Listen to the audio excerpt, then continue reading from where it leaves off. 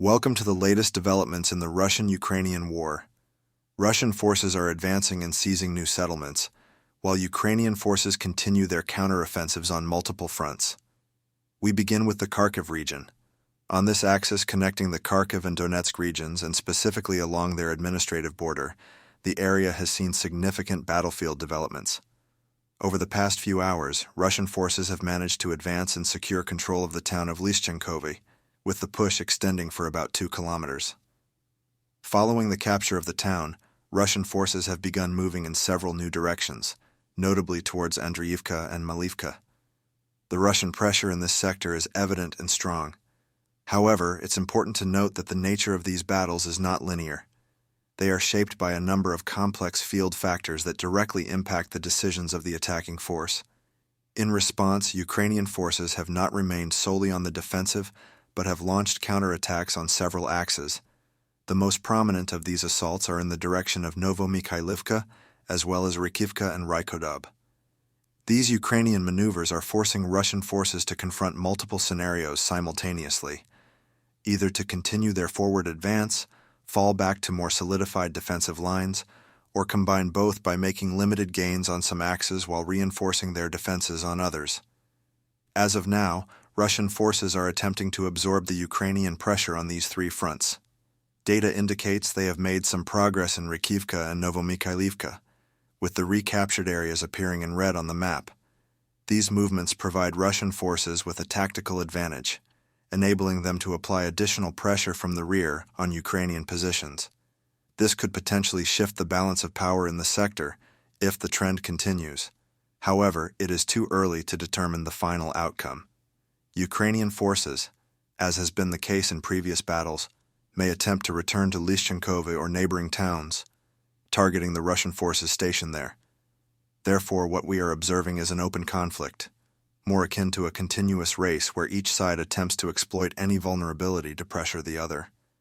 This concludes our report on the Kharkiv-Donetsk Axis for now. Lyman Axis now. We turn our attention to the Lyman Axis. In this direction, specifically towards the town of Rykodob, Russian units from the 144th Division are continuing their offensive operations against Ukrainian forces deployed on this axis, which include elements from the 143rd Division and the 35th Battalion. The fighting here remains at a high tempo and has resulted in a noticeable Russian advance. According to field data, this advance is estimated to be approximately 1.25 kilometers wide. Although the distance may seem limited, its strategic impact on Ukrainian defensive lines in this area is considered significant. The battles on the Lyman Axis are not easy for either side. Every forward step is met with counter-pressure, making the pace of the fighting heavy and complex. Yesterday's reports noted that this axis saw similar movements and gradual progress, which reflects the nature of this front. It is characterized by its vastness and numerous hotspots. In short, what we are seeing today is continued Russian pressure on this axis and Ukrainian attempts to contain the advance. This situation reflects the widening scope of the confrontation in Lyman and the difficulty of establishing full control while battles continue. That's what we have for the Lyman Axis. Kostiantynivka Axis now. We turn to the Kostiantynivka Axis. On this specific axis, we are following the movements of Ukrainian forces who have successfully launched another counterattack toward the town of Kupiansk.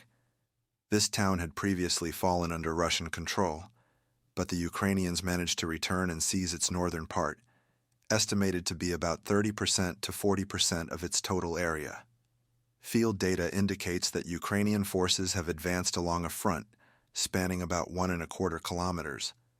This wasn't a simple movement. It was accompanied by fierce clashes in the town's vicinity. It appears some Ukrainian groups were concealed on the outskirts and had not yet been fully reached by Russian forces. These groups played a major role in launching the attack and securing the current area. The battle for this area is still raging. Russian forces are trying to re-establish their positions and regain full control of the town, while the Ukrainians are aiming to expand their advance and recapture the town entirely. In parallel, operations continue on the outskirts of Kostiantynivka itself, where the city is subjected to repeated and intensive shelling by Russian forces. These strikes primarily target supply lines, weapons and ammunition depots, logistical centers like food storage, as well as communication hubs, radar stations, and command headquarters.